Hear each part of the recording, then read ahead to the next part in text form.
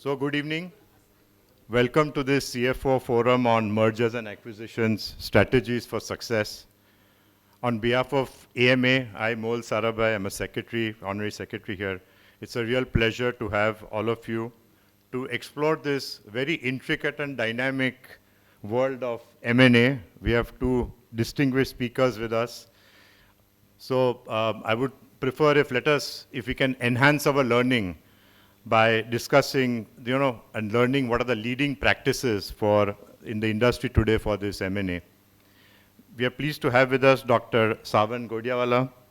He's a PhD, CA, LLB, ex-Deloitte, angel investor, startup mentor, visiting professor at IIM Ahmedabad and IIT Gandhinagar, and of course, president of the Ahmedabad Management Association. We are also thrilled to have with us Mr. Ameet Desai. He's the founder of Anubhuti Value Trust. He has 36 years of experience in various M&A and valuation exercises. Amit Bhai has been on board positions in various companies, including Ambuja Cement, Adani Group, Ranbaxy, and Core. Before we begin,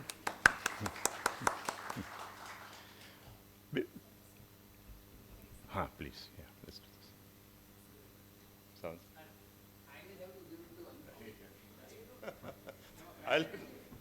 Let's give it to you.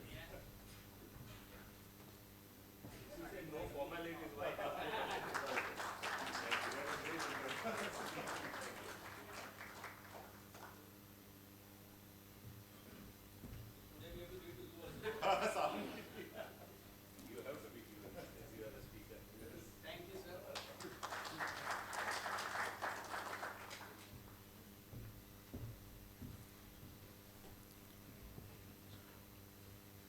So before we begin, let me give you some little quick scenarios, and that can maybe set it up for the discussions, set it up for the discussions today.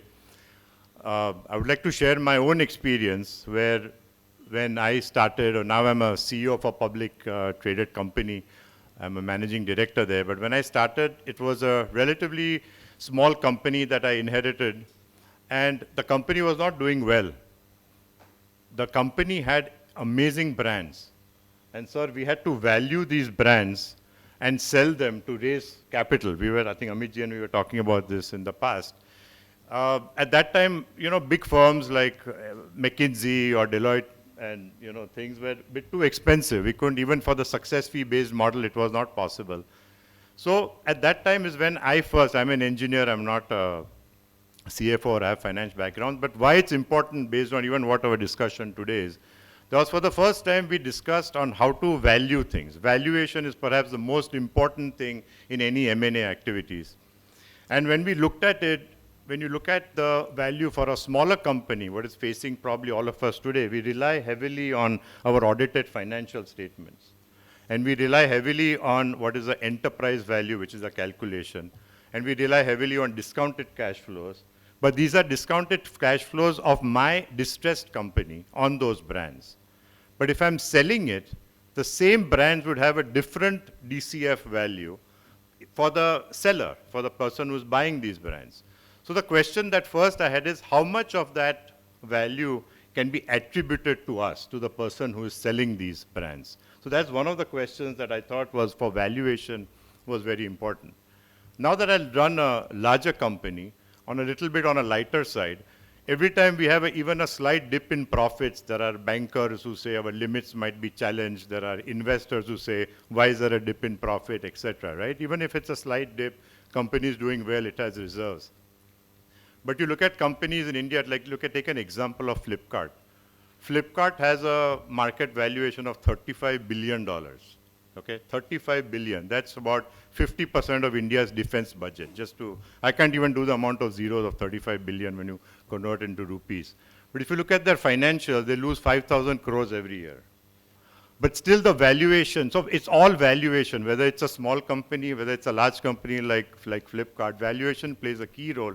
And at least for us, we would like to learn from these experts on how do we enhance the value of our companies.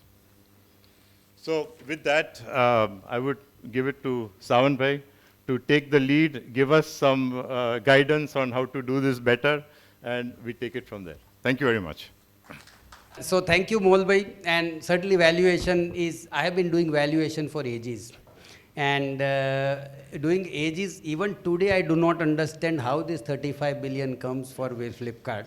But there are 20 reasons as if I have to, as a valuer, if you come and ask me, or a Flipkart comes and even Walmart comes and asks me, I will give them 20 reasons why this should be 35 and it could be also be 45.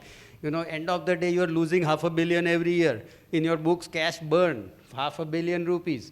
So, have dollars.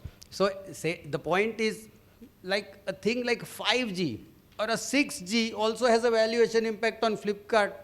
Point like the value, the cost of internet bandwidth in India has a, so valuation, certainly we as valuers used to use this word. It's an art and a science, and this was more of a marketing jargon than anything else that we, but answer is yes, it is more about experience, more about reading as many companies, more about comparables. Having said that, dear Ameet bhai, thank you for coming, and we are so happy Ameet bhai is here. When we started this program, certainly applause for Ameet bhai, thanks for him to come. Because we're going to, be getting something from the horse's mouth. And I always tell everybody and my clients also that, I can advise you, so in such detail, but if you ask me to run your business, there's going to be a bigger problem. I won't be able to run. So here is the man who has run the business. Here is the man who has done M&A, signed off on that, agreements. And that's why, Ameet bhai, thanks for coming. My slides, I have some 6 slides in all, 5, 6 slides. If somebody can, there's 6 slides only. I think the time available is 90 minutes or now 85 minutes. I may take 25, 30 minutes. You will take 25, 30 minutes. We open up 25, 30 minutes and we try to do this math. Okay, so I have some 6 slides today, but I will, maybe one slide is enough for me to take 90 minutes also out of the 6, because I want to focus on the topic of the day. The topic of the day is strategies for success. And strategies are important. Oh, if you have this, nothing like it. But of course, I'm going to move once in a while only. So strategies for success is important, but I want to give a background. Because this was a class, and I was called here as a faculty, I want to give a background of why merger also. Why thought of a merger? What could be the purpose? What could the value creation of the merger that it could be? So these are the 5 slides. Value creation. So typically, how does this make sense if at all you're thinking about merger? M&A process, I'll give a flavor of that. This M&A is a painful process. It doesn't happen. You thought of, you met somebody in that Italian town, and then you tomorrow take over the company. It doesn't so happen. It's a 8, 9, 10, 11, 12 months process, depending on how complicated the transaction is. If at all, if I am not taken little more time on the first 2 slides, I'll dwell on the 3rd and 4th, diligence and valuation you mentioned. I'll give a flavor of valuation, but then valuation, I'll also try to look at what happens to valuations like Flipkart's, what happens to valuations like liquidation. They're liquidation, which is different. These are going concern valuations. These are startup valuations. And then there are certain futuristic valuations. Then I would put on to the case studies. This is one slide. Again, this is only one slide. But I will cover several strategies that the companies and the cases would have had, and maybe a slide, if time permitting, I'll go on some M&A dynamics in terms of what the safeguards are required, what could go wrong in a post-merger integration also. So the first slide, value capture. You have to 1 plus 1, if it is going to become 2, doesn't make sense to do any M&As, right? 1 plus 1 has to be much, much more than 2.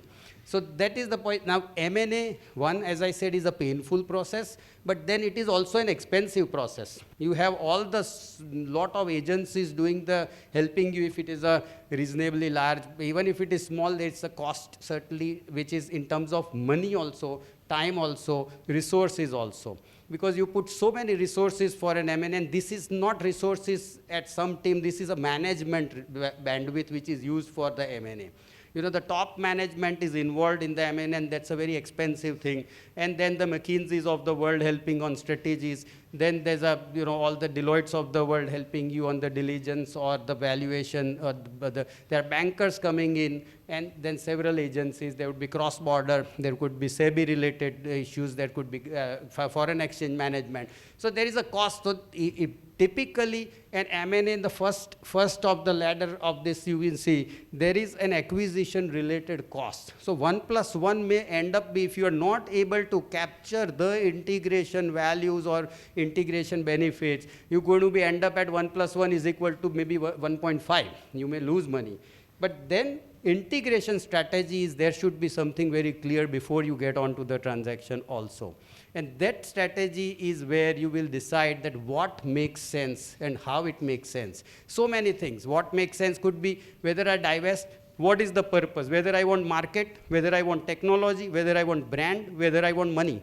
And there could be many more reasons. I want the management bandwidth, that I want that penetration in the particular I want the distribution. And I'll come to some of the cases where there are varied cases. So that is something that helps create some more value than when 1 plus 1 comes into play. There is revenue growth. Revenue comes into play when and then so many reasons. If I'm duplicating the distribution, my revenues, I have penetrated. For example, let me take a case simultaneously when I'm talking. There's a Marico. Marico takes over Beardo. Beardo is a small brand which is having some different product. It makes sense for Marico to just piggyback it to the whole lot of distribution of millions of distributors or retailers that they have reached to. Now Beardo, which is a product which they have taken over, now revenue growth will happen because now the reach is 100,000 times than what Beardo was, the reach was. So that's the strategy where the revenue play comes, and thus it makes sense for Beardo to also say that, yes, I'm here on your plate. That's a different part of the strategy, whether I should just give it up the whole company or I should retain gradually, which also I'll come to.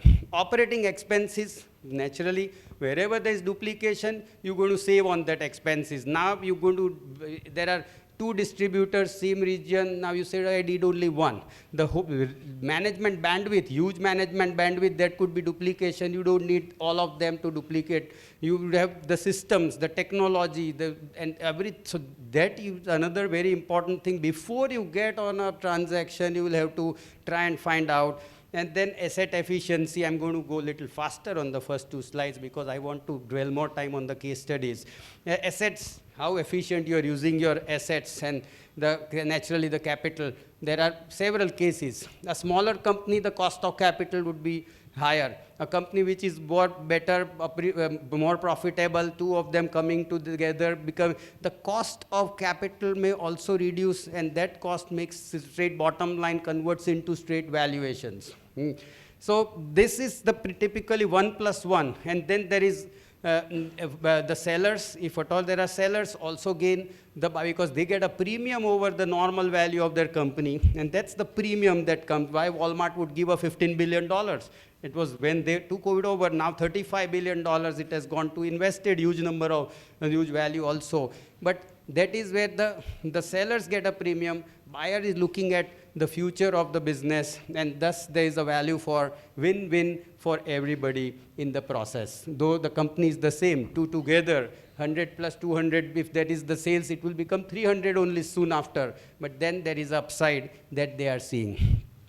Typically a process, and this is a very logical process, but this is the pain that I was talking. A process has so many things to do. We start with the strategy, need and purpose, wherein also we say, do I sell the company? Reason, do I divest? Do I do minority? Do I do majority? Do I do 50-50? Or then what is the purpose? Do I do a subsidiary? Do I hive off one of the products? Or do I hive off or integrate the buyer's one of the product? That's how the structuring keeps happening. So then there's a structure, that's the starting point. Then you plan the deal, that's what would be the ultimate outcome. Sometimes there's an industrial undertaking that you carve out of your business. Sometimes you say that, okay, we'll put it into a subsidiary, or sometimes you may just merge the whole thing into another. Sometimes it can be just a share transaction. I'm writing the shares to you, and then shares are taken over in terms becoming a subsidiary. And then you get into this valuation at this planning stage is an estimate of valuation. Generally, I or anybody who is a target seller, this applies to both buyer and a seller. A seller will go out on market, less times he will say, I want this money. Most of the times the seller will try to discover the value. And okay, let me go to 10 of them, 2 of them interested, let both of them give me an offer, and then I will figure out where. In the meantime, the seller will also do a math at home that, okay, what could be my estimate, that they may need a professional, and a professional will look into so many such factors that, okay, this should be ideally the range of valuation that you would have. And then you start the process. To start the process, there has to be material to reach out, material to approach, and that material would be a detailed information memorandum, and then you enter into a confidentiality agreement, and then you have a term sheet, terms of reference. That term sheet would be an indicative offer. Generally, this is a non-binding offer. That, okay, I'm giving you this, but now open up your books before I give you a binding offer. Generally, the binding offer comes after the books, but initially, unless I have an understanding, okay, this is the right kind of a company to join, to get along with. They have the right talent, they have the product, they have the market, or what I want, it marries with them, and then they are giving me an offer or the value which makes sense to me. And there could be negotiation at that stage only also, and then comes the diligence process. Now, diligence is an extremely painful process, because the diligence fellows come as if they want to see that what could go wrong in the company. They would like to detect any misdoings, any frauds, or any trends. For example, company is making fabulous, income. 100 rupees of sales, 30 rupees of net profit, and then the diligence fellow will come and say that out of 100 rupees of sales, 70 rupees comes from only one customer and 30 comes for 50 customers. Now they will say this is a red flag. One customer goes away and this company will come down to 30% of business. What will you do? And this is trend analysis. They will do the detailed analysis whether the accounting policies are properly done, and then the results that they will do. Also sustainability of the business. They will look at the business plan and whether there's sustainable profitability, because if I'm coming in and investing in a company, I would want sustainability. I'm not looking at historicals. What it is going to do for tomorrow, day after, day after. So this is a process where there's a team, and then both sides, the support team also will have to be present. Typically 3, 4, 5 weeks that it takes. And then final negotiations. There are going to be sale agreement, share purchase agreement, shareholders agreement. There could be many other agreements depending on the company. Then there would be, if it is a listed company, you would have to have the SEBI filings. SEBI filings would have 14 days cooling period, after which there would be a public or where there's an open offer. And then there could be CPs in the meantime. Then that's conditions to be met. After the definitive agreements and before the closure, that's when the money is exchanged. And then finally, you have a very important role to play, which is PMI, post-merger integration. So many companies at the large level also, they do not realize that how this can go wrong even after everything is done. Strategy, it makes sense. There's all absolutely 1 + 1 becomes kind of 5, 7, 10 if this companies together. But one thing sometimes that the companies go wrong is a cultural aspect. They do not know that that company in the UK and this company in India are not culturally aligned. That guys are going to go home Friday evening 6 o'clock. Here the guys are going to work even on a Saturday in the evening 9 o'clock. Now, this understand, if my expectation is that that fellow in the UK will work on Saturday up to 9, then there's going to be a problem. And this is just one part. There's several parts of the cultural aspect, and this is very important to be considered whenever an M&A. These are the practical aspects of M&A. And then many more things. How do you actually align that cost efficiencies, that management bandwidth, that revenue growth, that distribution duplication, realignment, etc. is the post-merger activity, which has to be a time-bound program. It cannot be a non-time-bound program, and I hope that time-bound program, I also am on a time-bound program. Okay, I have an important slide. Diligence, I have spoken about it. I will just avoid this diligence, and you can ask as many questions, please, but I am more interested in this one slide. So these are 1, 2, 3, 4, 5, 6, 7, 8 cases on this. Maybe I will take 8 minutes on 8 cases. I could, of course, take any Ameet bhai and me, we can speak maybe 3-4 hours on each of them, or on this slide at least. But let us start from the top, business expansion. Tata Chemicals acquired Hind Liver Chemicals. Now, what is the reason? I'm talking now strategy, purely the strategies of doing a merger that these companies got into merger. So Tata Chemicals is a large soda ash company. Then also, this I'm talking about 90s, mid-90s, the transaction that happened. And Hind Liver Chemicals was into fertilizer. So Tata Chemicals saw that this is, as chemical company, that chemical company was fertilizer. There's a diversification happening. Hind Liver Chemical, Hindustan Unilever's subsidiary, was into consumer FMCG. So they thought this is not the core business. They also said that let us divest. And Tata Chemicals became a much larger company as a strategy not to create a fertilizer company, but get a fertilizer company. Also, Hind Liver Chemicals got into new technology, not just fertilizer as a product. So strategy.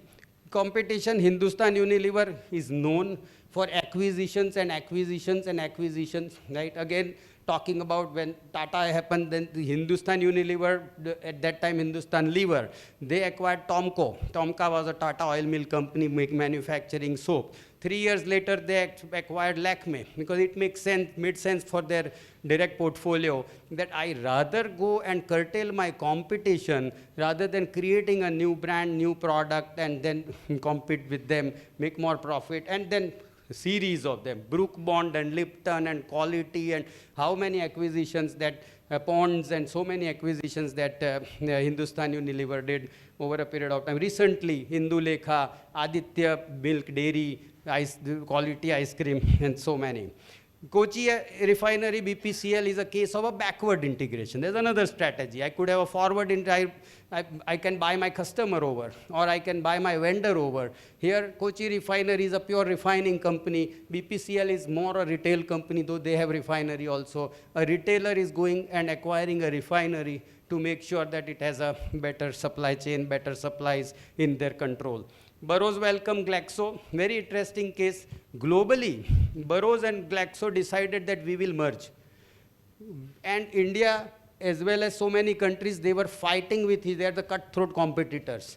They had several litigations against each other, and that pharma companies, you would know it's not new that every company will keep on litigating with everybody for any smallest infringement also.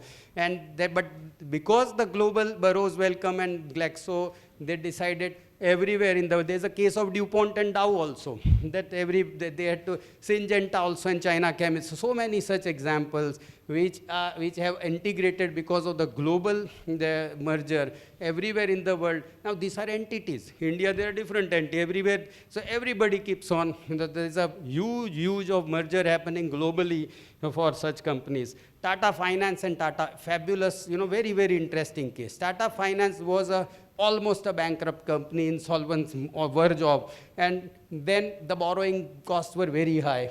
The Tata Finance was, a case where the Tatas had to fund it, and still it was ailing. And then they found a strategy that Tata Motors need a lot of funding for their vehicles, for their customers. So Tata Motors acquired Tata Finance. Two things happened. One, they got a Tata Motors balance sheet. The cost of funds went down significantly. I become a finance company which makes now competition easy, beat the competition. And Tata Finance gets all the lot of business of Tata Motors, whether they are the heavy duty commercial or they are passenger cars. So win-win. Tata Motors got in-house funding agency, it was within the group, but it was a bailout stuck. It was a bailout, otherwise it would have gone into some sick industry. Tax benefits, the sixth one. Godrej, there are many such cases. So this Godrej soap, which was a large company, got merged into Godrej Innovative Chemicals, which was a loss-making company, with a lot of loss in the company, and the profit-making company reverse merged into loss-making company to take the loss advantage, renamed the Godrej into Godrej Soap Limited. So that the loss-making company, they took the advantage of the loss. This is Maneklal Harilal Mills in Ahmedabad. Maneklal Harilal Mills, which was the profit-making company, that time was merged into a loss-making company, and they renamed that loss-making company into Maneklal Harilal Mills. And these are the cases that the benefit. Nirma acquired Core Healthcare. It was a demerger in that case, and they acquired a loss-making unit of Core Health and took advantage of the tax also. Philips, this is a case that Philips, now these are, maybe I remember of several such cases. Philips Medical, Philips Software, Philips Appliances, Philips light bulbs, and so many Philips. They're totally different businesses. They have nothing to do with each other, different management. But one fine morning, that Philips globally, they decided, we don't want to get into so many compliances. Every company has so many compliances to do globally, so many returns to file, so many compliance, and they merged everything into one. Versus, if we take an example, maybe Arvind Mills, Arvind Brands was hived off because they said that makes more sense. It will unlock the value, maybe, happens market, but the purpose is that you do not keep Arvind Brand into a textile, which is a B2B business and B2C business to unlock. So there are strategies where I would do unlocking. My different businesses go different companies. Versus here is a case, the global strategy, reduce compliances and merge everything. L&T Ultratech, again a classic case. L&T owned Ultratech. Ultratech was a cement business of L&T. L&T said, we want to just focus core competence, nothing else. We want to do our engineering. Cement is and chemicals is not my business. And they hived off. Of course, they had a very good planning. They created an employees trust. Employees trust got the shares. Then they sold to Aditya Birla Group. But so that was the strategy, was core competence. I don't want to move out from my core business. So this and several others, I can remember hundreds of them, but I have done my 7 minutes exactly, 6:56. I may take maybe 1 more minute, 2 more minutes, and then I want to, I want to rather answer as much as possible. But Ahmedabad also, huge. So many, and Ameet bhai will talk about his experience, but Havmor was taken over by a South Korean company, 1,000 crores. $157 million. And the purpose, what was the strategy? India entry. First time a confectionery manufacturer from Korea is coming to India to enter India in an ice cream business. And then they had setting up the factory in Pune and large investment happening. So India entry has also a premium, a seller benefits, because that fellow is not giving just the value. Walmart acquiring Flipkart is India entry, 1. 2, India's potential. 3, the platform that they wanted to use worldwide. So now Flipkart was not just about business. For Walmart was also technology. They created, if they have to create the technology, they would have spent another billions of dollars for that. And Havmor, Zydus took over Heinz business, Complan, Nysil, all stuff, 5,000 crores. Now that was pure expansion like Hindustan Unilever. Nirma took over Lafarge Holcim, 10,000 crores. It was a 2 million ton per annum. Lafarge was 11 million ton per annum. So 11 million ton per annum, they became always all grand. Then Tata Steel took over Tata Chorus. It was a 53rd, 54th company in the whole world, became 5th largest company in the whole world. It took over a company which was 6 times bigger than Tata Steel. Adani acquiring Ambuja Cement, 50,000 crores investment, effectively valuation much more. Now 50,000 crores, then it was a diversification. They were never into the cement business, but became a giant cement business straight away by acquiring this kind of a Tata Motors acquiring JLR, technology, their flavor, their reputation. They elevated their whole reputation globally. Now Tata Motors, part of the JLR, they understand. So the strategies that everything, startup would have a different strategy, and everybody would have minority, majority, etc. So that is it. I think this slide is just If I would have a lot of time, I would have taken it. So extra side. Okay. But I think I am more keen to, get the experience of Ameet bhai. And that is why I'm also here, not only as faculty, but a participant to hear you also, sir. Yeah. Over to you. I'll change it. Thank you. And please ask as many questions as you have. If you can do this. Good evening, everybody. Thank you, Mohal bhai. Thank you, Savan bhai. Pleasure to be here. I think if I were to practice many things, M&A is something that I love to practice. Even as a board member for Ambuja, it's fresh out of the oven, as you might have read. There is a southern company that Ambuja just signed a definitive term sheet at 5 p.m. this evening.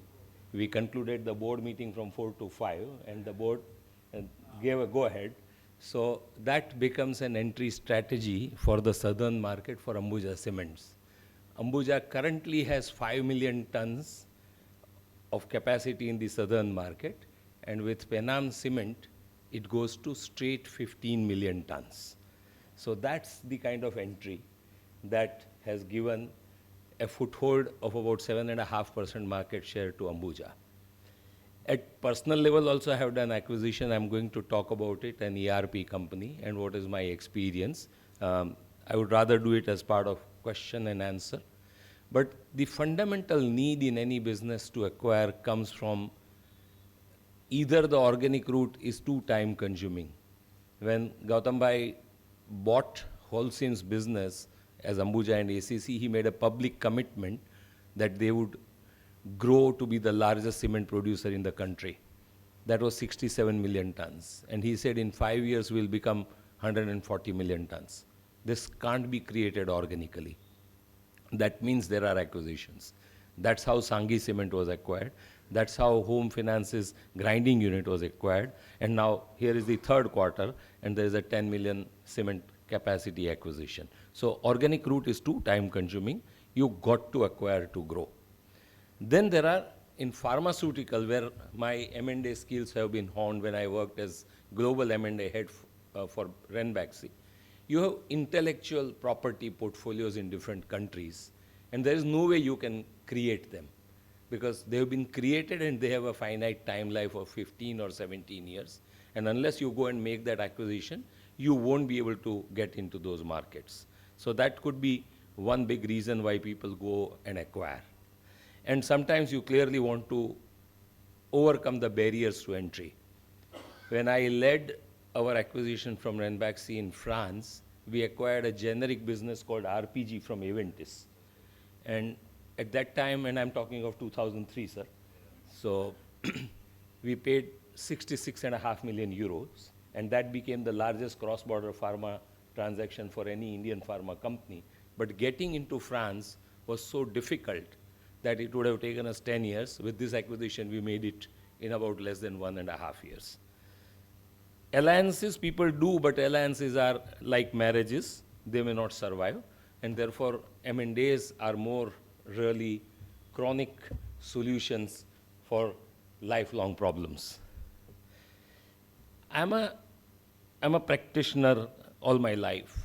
And therefore, I would like to talk about, when you talk about M&A, process has been very lucidly explained by Savan bhai. Most important thing in M&A, just as in business as in life, is to talk about risks. You can mitigate them by understanding them through due diligence, and I'll come to that. But Morgan Housel, who has been a partner at the Collaborative Fund and writes very good blogs, and I recommend each of us to really read it, he says thus, risk is what you don't see. And we are very good at predicting the future, except for the surprises, which tend to be all that matter. And when you do acquisition, that's what is going to actually unseat you from all the plans that you have made. So when you are working as a professional, I met a gentleman who is going to work for Mohal bhai, and he is going to be the CFO. And if you are going to acquire something, be mindful of the risk. Owners will always take risks. The professionals will have to manage them. And therefore, risk identification and risk mitigation is very, very important. Carl Richard says risk is what is left over after you think you have thought of everything. Okay? This is not me. This is Carl Richard. Okay? And we must therefore in life, and certainly in M&A situation, be very, very mindful of identifying risks. Now, then in this book, Morgan Housel talks about risks cannot be predicted because by definition there is something you cannot foresee. And he gives example of the state of California, where the earthquakes are bound to come. So how do you become prepared for the risks? You make the building code which makes buildings able to withstand a certain Richter scale of earthquake. And more importantly, then you invest huge amount of time and money in being prepared for disaster recovery. So when you do M&A, set aside a certain amount of money because for whatever you had thought would be good for that acquisition would certainly fall short. It's like the Indian wedding. You do everything and then you are left with something more to do and the money is needed. So acquisitions are always going to be more expensive than what you think about, and therefore being prepared and investing in preparedness is one thing that we must talk about. I'm not going to read this page and I'm going to let you read this for a minute. If it is not legible, please tell me. I'll read it actually. In gratitude of Field Marshal Potemkin's major role in Russia's conquest of the Crimea, Empress Catherine the Great appointed him governor of that province. When the Empress made her triumphal Crimean tour in 1787, she was strongly impressed by the beauty and prosperity of the villages she passed. Because the Empress thought, what a beautiful region that this gentleman has acquired for me. Legend has it, however, that many of those bustling villages were shams, comprised merely of facades of buildings, which were put up to impress the ruler as she passed and were torn down immediately after the tour was over. These municipalities have come to be known as Potemkin villages. When you do acquisition, you will have Potemkin villages in any transaction that you do. If you think that I am not having any Potemkin villages, that means you have certainly not looked at your due diligence, data room, business intelligence, market intelligence properly. The seller will put up facades. The seller would wrap it up well because seller has to sell. And as they say in the axiom, buyer beware, as a practitioner, I always give this example even in the classroom. You go and buy some vegetable from a vendor and ask him, taza hai, is he ever going to say no? Huh? And here you are dealing with corporate scoundrels. They are never going to say anything that will reduce the value that they have in mind. So be aware of Potemkin villages as you go through an M&A transaction. And that's why by definition, more than 50% of successful M&As result into unsuccessful integration. Because the values of synergies that were estimated are grossly overestimated. The values in cost cutting that was supposed to have been budgeted never gets realized. And the time that someone thought it will take to go to the market gets elongated. So M&As are really, really, really very exciting as you go into them, very difficult as you complete them, and nearly exhausting as you try to integrate them. So that's a practitioner's caution that we must keep in mind. And therefore, to fathom the worth of a business, one has to look beyond the obvious, and that is what would make an acquisition really successful. Now, the challenge in life is acquisition transactions are made very competitive by very nature of them, even if the seller has one or two buyers, he or she would pretend that there are many and you have limited access to the data room, and by such and such date your binding bids must come through. That is how they operate. And you are unlikely to get all the information that you think you need to make a decision. There's this General Colin Powell who became Secretary of Defense during the Gulf War for US. Some of us are very familiar. And it's a very interesting leadership primer that he has posted on internet many, many years ago. And I have picked up just one slide. I like the whole presentation though, but in interest of time, I just put one slide here. He says, great leaders are almost great simplifiers. And when you have to take a decision, you have to use the formula of P 40 to 70, in which he says the P stands for probability of success, and the numbers indicate how much data you will get to make that decision. And once you think you have gotten 40 to 70% of what you need to take a decision, just jump at it and take a decision. If you wait for 100, you will be much late in your life to take that decision. So when you are in the M&A process, it's extremely competitive. You have to take certain educated guesses and certain educated decisions which may not really turn out to be good. So sometimes you have to go with your gut, and that's what will finally decide whether you are on this side of the 50% or on the other side of the 50%. And that is how, when you complete the transaction, what you begin to think that you are going to get is a value, but you might pay a price and not get value. And if you are smart and lucky both, you pay the price, but you actually get disproportionate value in a transaction. I'm at the end of what I wanted to share. This is one of the favorite quotes that I have been carrying since my college days. And when you are doing acquisition, remember you will come across two sets of people.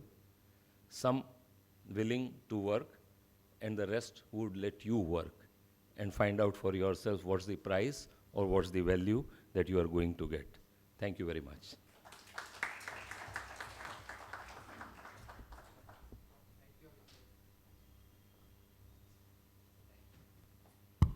Yeah, thank you, Amit bhai.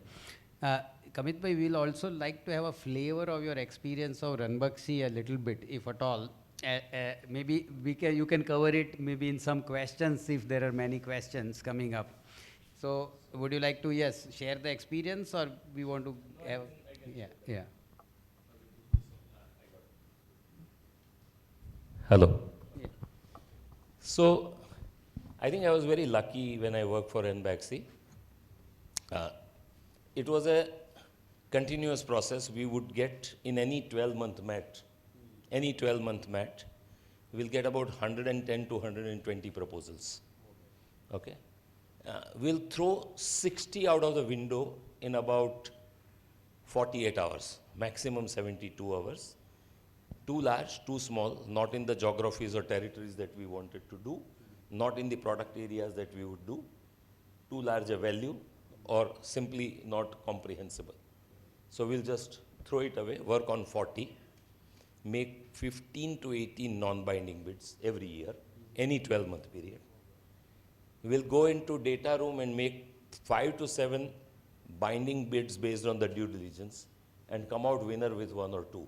So I did 6 transactions in 4 years, ranging from Japan, where I acquired a minority stake in a company with an option to go majority. Then we acquired a product portfolio in Germany. Then we acquired a facilities in US, which were very specialized. Then we did this French transaction. Then I did a licensing transaction. And then I also divested the allied business of Ranbaxy. So it's vigorous. You really are on your toes all the time. Since Ranbaxy was the global company and we had defined territories where we would work, I used to be traveling, as I can say, like a mad monkey. I used to do about 350,000 to 400,000 kilometers a year. And most of it you know when you are going, that you are either not going to like what you are going to see, and you come back, and only in some cases you will make progress. So disappointment was never the word. Being careful was the word, and that's how you really made it. So that's the practitioner's lesson. It's never easy. It sounds very, very, I would say fashionable, if I may take the liberty of using the word, very sexy, but it is not. It actually makes you lose your sleep because you make mistake, and pharma, you know this better, you have to take care of the patents, you have to take care of the trademarks, you have to take care of the API master files, the product dossiers, and the regulatory approvals. That's a long time consuming. Yeah, and I'll just complete this by saying a real experience. When we did this French acquisition, a couple of colleagues of mine, and so we had Thierry Hoffman, who was the country CEO, me, the head of regulatory consulting firm which was helping us. We went to meet the second in command of the regulator in France, like Drug Controller General of India, Deputy Drug Controller General.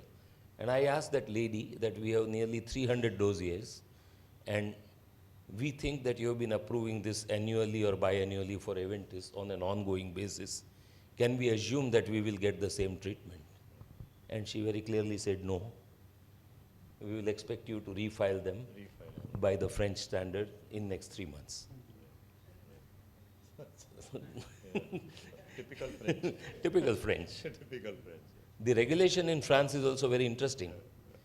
You need an answer from the trade unions. It could be yes or it could be no, but you need an answer from them. And there is no time limit for the trade union to give you an answer. So you have to really work with them very hard and get an answer from them. Yeah, so that's how interesting they are. I wanted to ask a question to both of you, and that was regarding the shareholding, both as a buyer and a seller. You go with 50%, you go with a minority stake, or obviously 51% or more. How do you view this decision, both from a buyer side and a seller side? What would be your quick advice for companies, and how to do that? So, very simple thing if I would say is that if you are looking at capital doesn't matter. Of course, a controlling stake always has a higher value. But if you're looking at, for example, say you have this, counterpart who is investing in you, if you are a seller, say, and if you're a buyer, it applies, you become a buyer, and you're expecting a brand to come, you're expecting their IP to come to you, then he would want to control your company, because I cannot afford to give you a brand keeping a minority stake. And so if you are expecting something more than pure capital, then a buyer would want to control. Typically, there are cases, Mitsui Japan has invested with technology given at with 30% stake also in Indian companies. But typically in 9 or 8 out of 10 companies, they would have at least 51 to keep with them. So if you are opening markets, probably they are making money in that markets also over and above what your supply. You're saying, okay, now I open Japan for you, Europe for you, and then for you, that's a strategic. But if you're bringing in some technology or brand, generally, typically the foreign companies. And 3, and I'll have Ameet Bhai's view also, the investors sometimes decide this. I want a consolidation to happen for every investment you make. Now, if investor want a consolidation in the balance sheet to happen, it has to become their subsidiary, and then also they will say, even if it is pure capital, you will need to have a majority stake, 50+1 shares. So that would be typically a decision whether you're a seller or a buyer. If you're a buyer, you will also think that lines only, that how can. 2 is, Ameet Bhai mentioned something like that he acquired a company in Japan with the option to increase the stake, right? So that could also be a short gap arrangement, 3 to 5 years, but sooner or later they will come to the majority if there is technology or name kind of involved. So I think more or less what Savan Bhai summarized. The Japanese transaction we did, we took only 10%. Because as I would always like to say in sessions like this, the Japanese are just-in-time managers, and we Indians are just-in-case managers. And we were not sure whether this marriage will really work out. So we took exactly 36 months, 10%, 2 options, 40%, same EBITDA multiple as we had paid today, 41%, 3 times EBITDA multiple.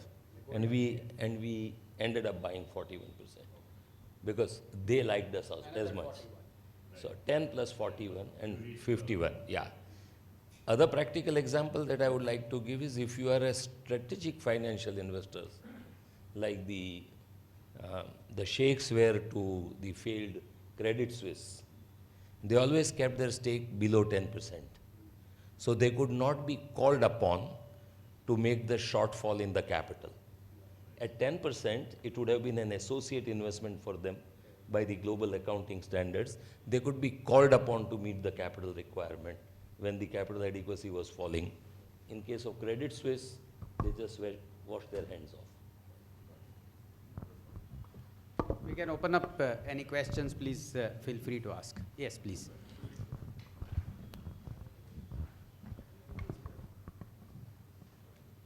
You can let us know whom do you want us to answer the question. By default, you start then. Good evening, everyone. I am Dr. Manish Agarwal, CEO Jivraj Mehta Hospital. First of all, I would like to thank AMA for conducting such an interesting session. And secondly, I would like to appreciate both the speakers. In such a short period of time, you have given crispy presentation. So my question is from both of you, that since I am from healthcare industry, what are the main challenges in mergers and acquisition in healthcare, and how to overcome those challenges? If you could give some insight. Of course, we are seeing so many healthcare transactions. Shalby would have taken 1, 2, 3, 4, and then constructing one, their joint venture. There's one Asha Parekh Hospital with their O&M. So healthcare industries also evolved significantly, right? Because for them, the centralization of so many, and we can see the big maxes of the world, that they are also continuously shopping for opportunities.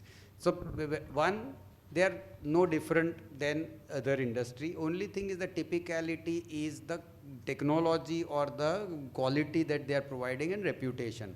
The reputation is important as when a Max Healthcare hospital is going shopping for, the first thing in the due diligence is the technical due diligence and the reputation due diligence.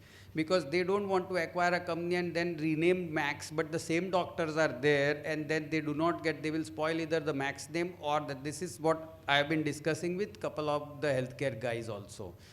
Two is their supply chain.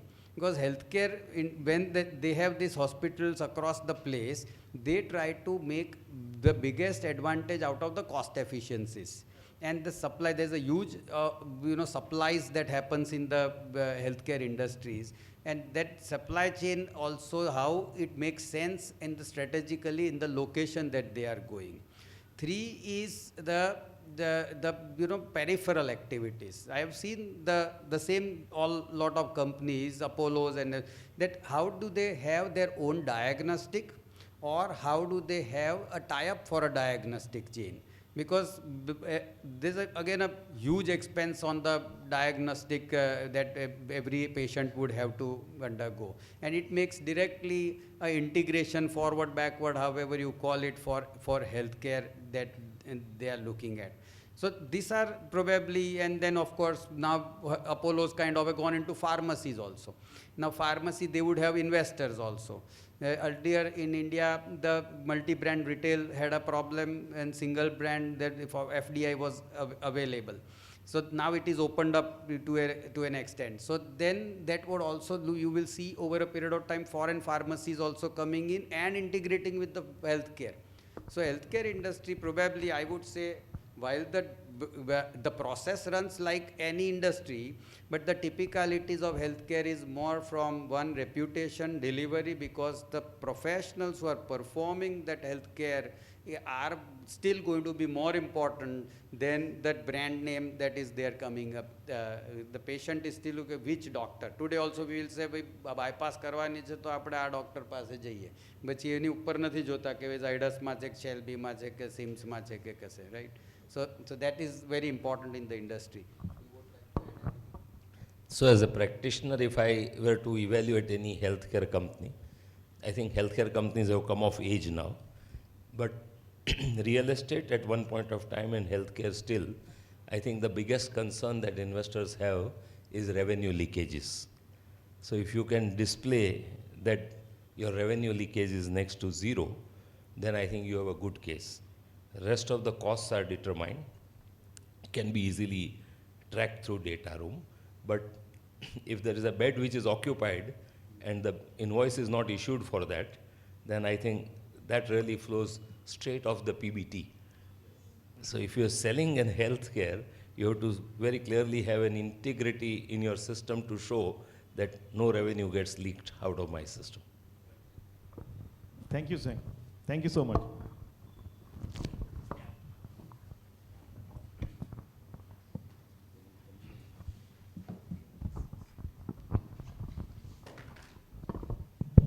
Hello. Hello. So I have two questions, really short questions. One is, Savan sir, you mentioned that the cost of capital is inversely proportional to the size of enterprise. So merger does make sense for cost cutting. Now, I want to know your thoughts on this and why is it the case? I don't want to sound socialist, but shouldn't it be the reverse? And second is to Amit bhai, that it is an extension of the question that sir asked you, that I was reading a biography of Gautam Adani by R.N. Bhaskar. He also said that he wants to acquire, but only 50%. He doesn't want to do 70-30, he doesn't want to do 30-70, because it's his thing that he wants to do 50-50 in case of risk mitigation, and because you know how to run the company well, I bring my business acumen. So he's also emphasizing on 50-50. So these are my two questions and why these are the case. Maybe I'll answer the first question and then. So, not necessarily. I said that in Tata Motors, Tata Finance case, because Tata Motor was a large company, the cost of capital reduced. And with the reduction of cost of capital, the Tata Finance became viable, and not only viable, it started getting prosperous. This is not necessary. It is the health of the company more than the size of the company. If I am a large company, there is a huge number of companies which are gone into into insolvency, right? So all that companies were paying not only interest, they were rating was down, higher interest, higher penal interest also that they were paying because of the defaults, and then several costs. So it is the health of the company which makes the cost of cost, and so every company is rated, and rating depends based on the rating. It is the interest which is so not, I would not say that it is the size of the company, but naturally the bigger the size, more money available, more avenues of money available. If we take just that example of a Tata Steel acquiring Chorus in 2013 or so, this is 12, 15, how many years? 10, 12 years.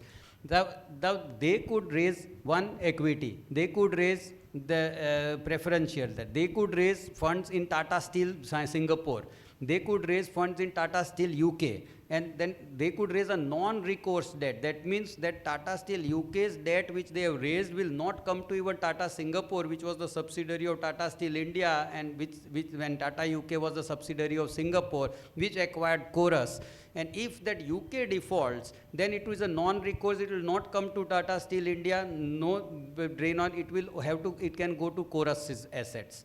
So the size of the company, this is possible. For a SME, it is not possible that I get into this structure and get a preference share, even equity over there in the outside India, and foreign investor investing in foreign capital. So everything ultimately boils down to the health of the company in terms, and I will say the valuation of the company, that yes, company has this valuation, and thus the investment and the avenues increase. That would also with the size. But in the borrowing will come, the cost of capital would be naturally how your capacity to repay is. And on the, I don't know, 50-50, I didn't understand. I think if you understand. it's publicly known that Gautam Bhai would not settle for anything less than majority. I think Mr. Bhaskar talks in his book about his first joint venture with Wilmar. No, Mundra Port has been, he was 100% owner, and he only did a sub-concession for 2 berths with Dubai Port World, but they didn't have any share in the ownership. So with Wilmar, it was a different strategic decision that they would use Mundra Port, and then they would set up the refinery there. And that's why Gautam Bhai agreed for 50. Otherwise, golden rule there is 51 and nothing less. The only other exception he has made is with Total Gas, where 35, both of them are holding, and rest is with public. But there he was clear that Total is a much larger company, and they would run the company eventually.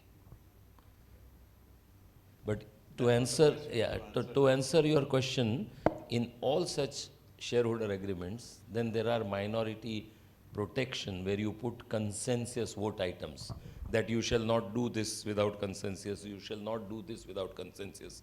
There are about 11, 12 points that you will incorporate in a shareholder agreement. The result matters, kind of, Yeah, which result has to be veto, kind of. And then there is a chairman casting vote also. Yes. Good evening, Ameet bhai. Good evening, Savan bhai. I have two questions, two different questions.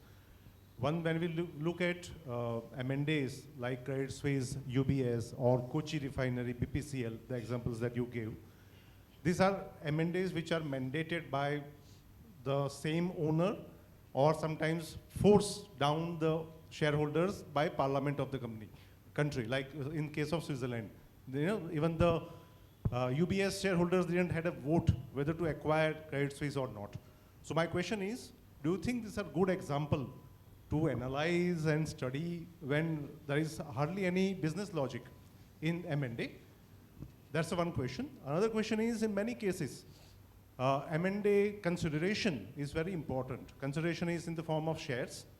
Consideration is in the form of cash, or sometimes a combination of the two. Swap ratio is decided and so many things.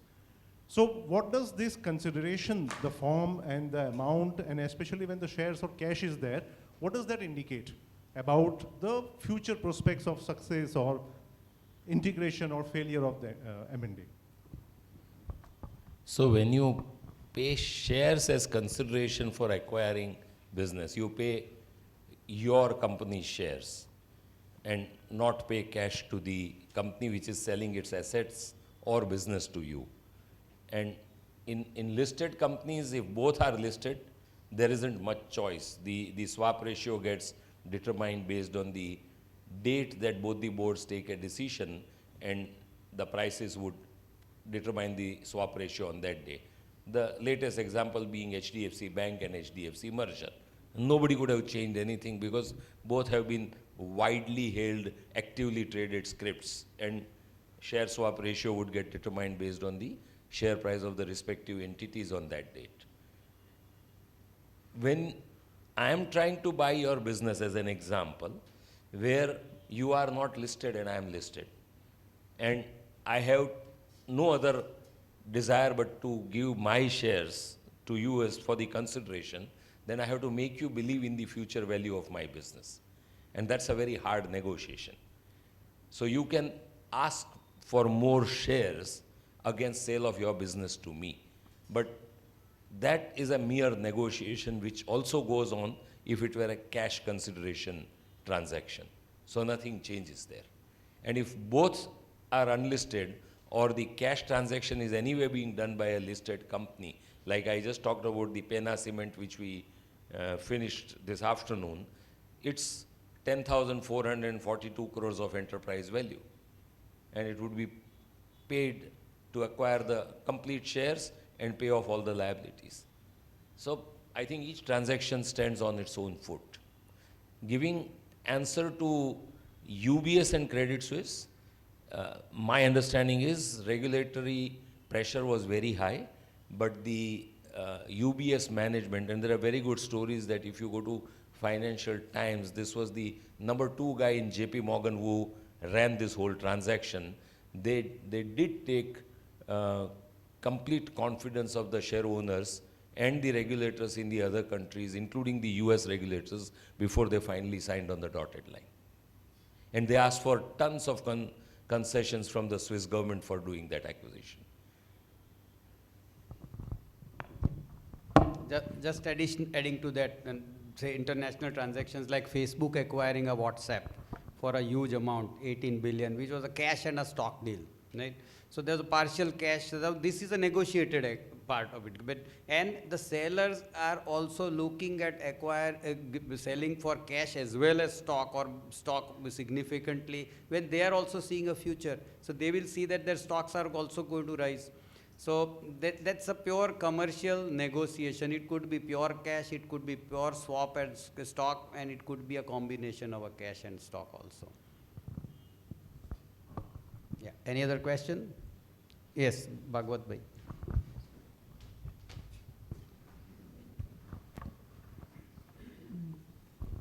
Good evening.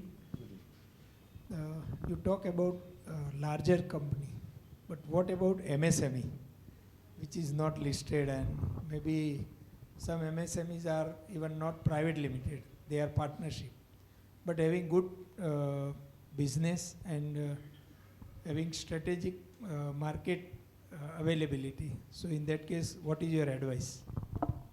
So I can actually share with you what I said, my own acquisition experience. As I stepped onto entrepreneurial journey in 2018, I acquired majority stake in Ahmedabad-based ERP product company called SourcePro. Okay? We have a very strong ERP product, but historically the product which we had was not the one which would stand good for us in the next 3 to 5 years. So it is a very small business. How to value it was a question. And it could have been valued with its future potential, but the future potential could only have been realized with a huge influx of future capital. And therefore you finally come to a balance where the existing share owners have to give up the business for what they think is good for them and not commit for any further cash infusion in the business. And that's how we structured it. So whatever their funds were committed to the business were honorably repaid. Then they were given an option to keep the stake, as Savan bhai just now said, stake and cash. And two of them thought of keeping the stake. One of them didn't think it appropriate to keep the stake. And then I took over the majority and took the product forward. Now at the end of 5 years, we have a world-class product after having infused huge sums of capital. And that's a product that now we are proudly marketing. I actually requested my colleague Navya to come here so that she could possibly meet some of you. She deals with partners, etc.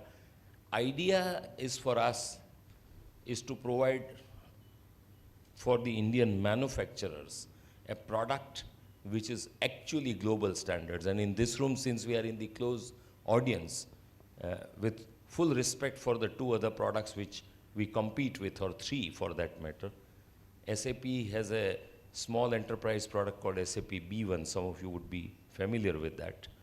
Microsoft has another product called Microsoft Navision that they offer to the small and medium manufacturing enterprise, versus New Horizon of SourcePro. And TCS also has one suite of product. I can unabashedly say that our product is superior in many respects. But this journey that I have gone through, I had never foreseen 2 years of COVID to pay all the standing charges, had not understood the challenges of building the product grassroot up in the Angular 7 framework. So the return on capital are still far to come. But whatever valuation I had done at that point of time was fair to the outgoing shareholders. It didn't turn out to be fair to me given the circumstances. I can't really blame them for that. I hope I have answered your question. On the SMEs, so many transactions are actually happening. And we do not know because they're not reported, then nobody is interested in putting it in that economic times, etc. But I am aware of at least 5, 7, 8 transactions in Ahmedabad where the guys would have come to me for some or the other guidance, advice, I would say. So there's a Vijay Mistry company, which is an infra company, which was acquired by industry. There's a company called Modsonic, they make up non-destructible, it was acquired. These are all 18, 15, 20 crore companies. And they were acquired by other companies also. The only one advice that why SMEs mergers fail, maybe 90 out of 100, is because their books are not diligenceable. The books માં જો એટલે પછી the promoter will કે ના books માં તો 20% છે પણ actually 30% નફો છે મારો. Who is going to believe This was not the case with SourcePro. Correct. That is This why. So, was not the case with SourcePro. so many transactions are I can happening. assure you, the founders and the financial partners, their financial integrity is something that I really respected, and I knew them for a long time before I got in. So the product was falling short of the market requirement. That was our challenge. But what Savan bhai is saying is more often than not true. Sorry, somebody had a question Sir, here. I actually was just wanted to ask the same question. Yeah, if Before it I is ask you the clean, question. then the transactions will happen at every level, kind of. Not that everybody is, the books are not right. Yes, please, Malti Ben. We can hear you.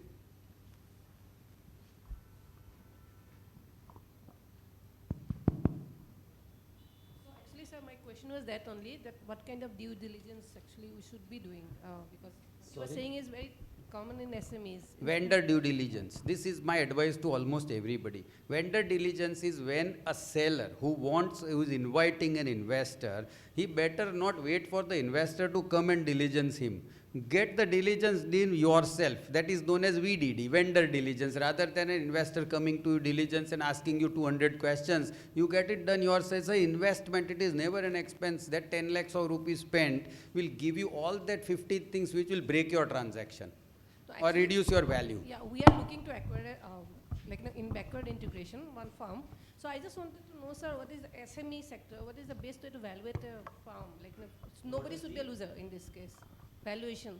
What is the best way of valuation? See, in any business, the ability of business to generate cash flows in the times to come, and when I say cash flow, net cash flow after meeting with all the expenses, is the only way you can evaluate a business.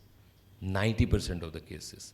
There are remote situations that Mohal Bhai has encountered where there was potential in the brands but cash flow was zero.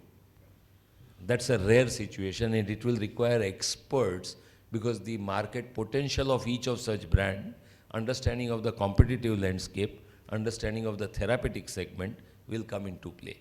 But if you ask me, 99% of the times, as Savan bhai earlier said, the going concern business can only be evaluated by the business's ability to generate net cash flow. Then if my cost of capital is 18%, I'll discount it at 18, and if his cost of capital is at 12, he'll discount it as 12. You will get a higher valuation from him compared to me. But just adding to this vendor due diligence suggestion that was given, one is keep your books always neat and clean. But if you want to sell, the day you decide to sell, get an external auditor, not your normal auditor, and get what is called vendor due diligence done on your books and keep that report ready. That will really brighten your chances of selling your Is business. it the same when you're not planning to sell but going for an IPO? In case of IPO, anyway, you require an additional third-party auditor to Yeah. come and Peer review. give you a peer review and Peer review. certification. So the IPO is almost the same, actually far more intense. You are anyway, in a way, selling partial ownership of your business when you do an It's IPO. almost the same thing. So it is divestment.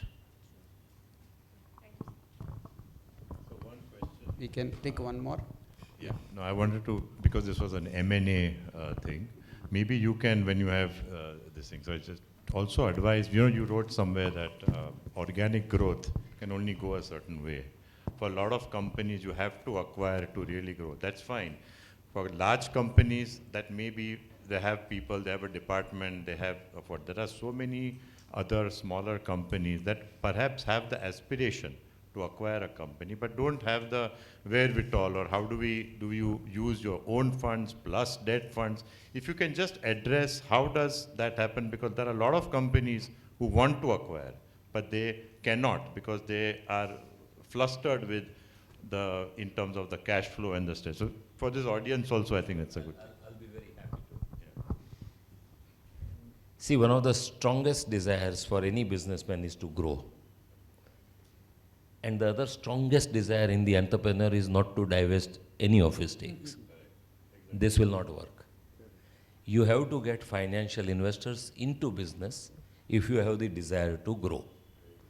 Now, when you get financial investors, you have to also give somebody some comfort that this is how I will run my business. It starts with vendor due diligence, but you also agree on those reserved matters. Supposing I'm inviting you to invest in my company, I have to give you an assurance that I will not restructure the business. I will not write off the Ugranis. I will not give wrong money to the creditors. I will bill each and every invoice and bring it to the books. I'll give you audit rights. I'll give you MIS rights. So the two contrasting desires that each entrepreneur has, that let me keep 100% and yet grow, is directly contradictory to the need to grow disproportionately. Then you follow organic growth. Then that's a clear suggestion. I hope I have answered your question. And if your business is slightly larger, there are seed funds, there are venture funds, there are growth funds which are willing to partner with you, because they actually back the management, your ability to scale up business. We did it for Adani Group when I was the group CFO. We got the largest deal in the power business before even our power plants were implemented by getting 3i, the global private equity firm. We gave them 9% at an equity valuation of 10,000 crores. Gautam Bhai was way ahead of his time. He divested 9% of his company.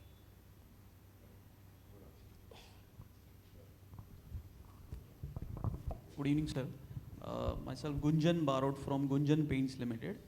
We are majorly into B2B kind of manufacturing industry, and we are supplying to JSW Paints, Berger Paints, Pidilite industry, Jotun Paints, etc.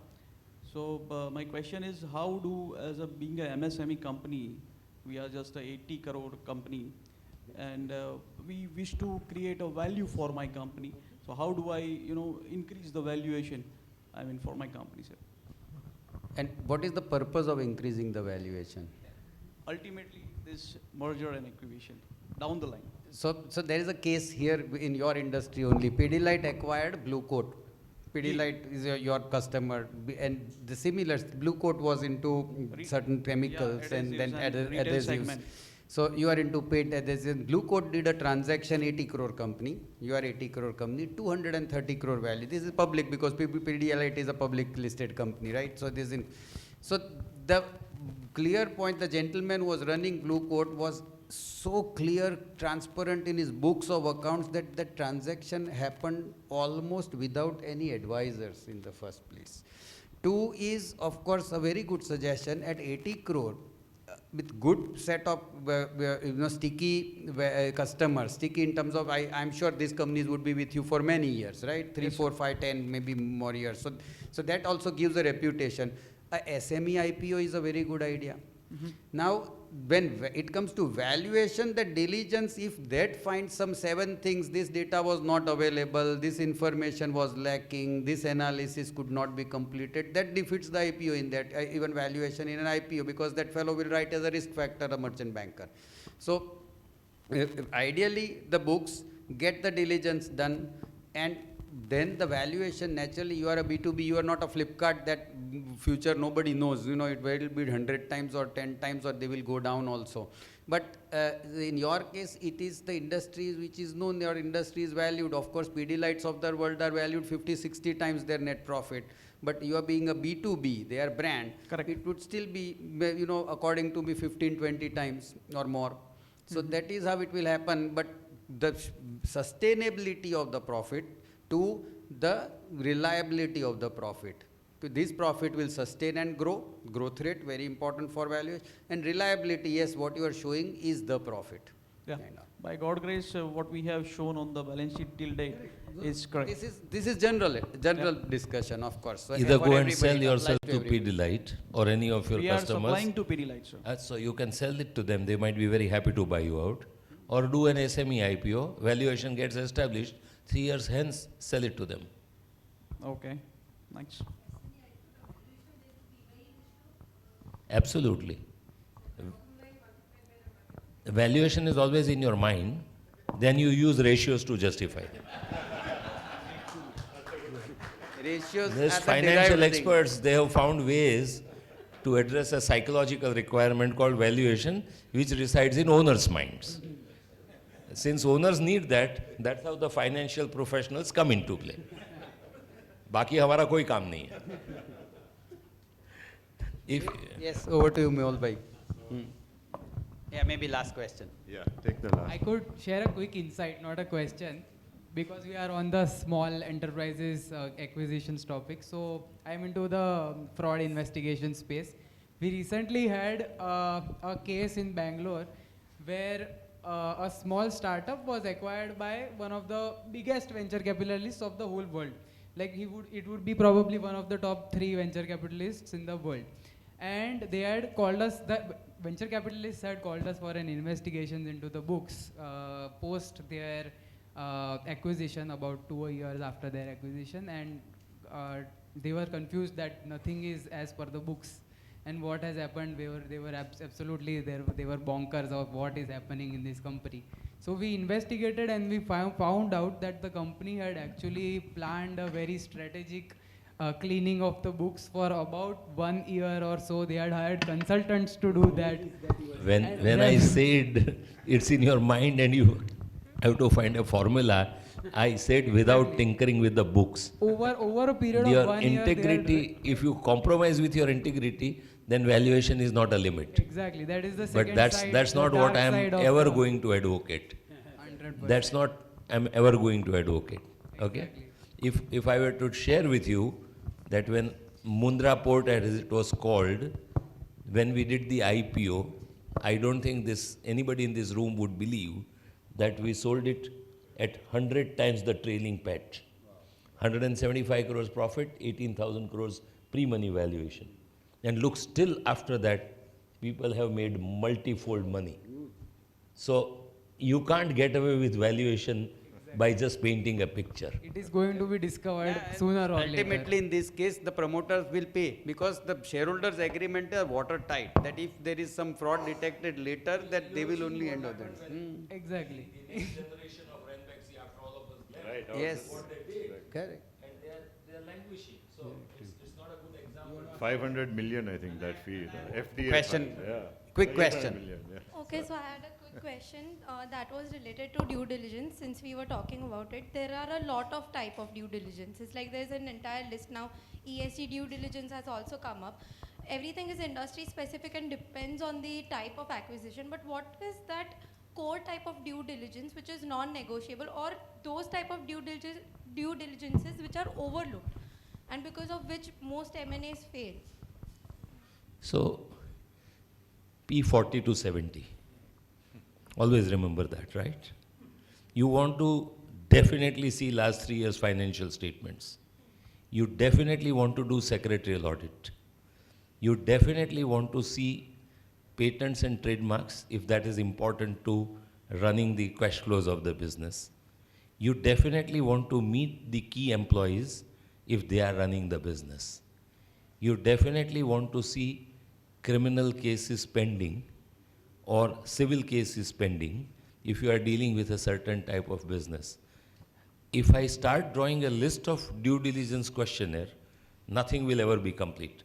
But these are some 6, 7, 8 non-negotiable items. But if you are buying a pharma business, you have to have an IP due diligence.